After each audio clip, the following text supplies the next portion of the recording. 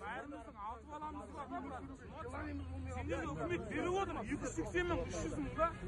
Қараш, братан. Мына Қазақстанда мен машинамен шығып Шымкентке бару үшін мен ақша төлеуім керек. Братан, вообще элементарный вещь.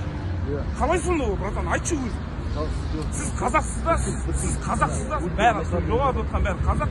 Бірақ біз какой-то халық орыстарсыз. Американсыз ба?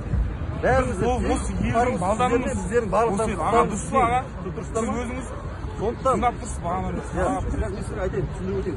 Сондықтан жігіттер, мынау мереке қарсаңы көрдіңіз ме? Қанша адам қаласасын қыдырып отыр. Айтшы,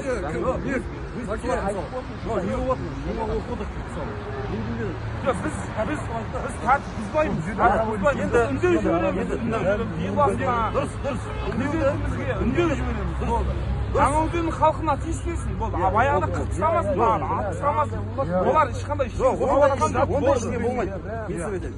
Енді тыңдаңыздар. Сіздер енді айтып отырсыздар ғой. Жоғары жаққа бар жеткізу керек.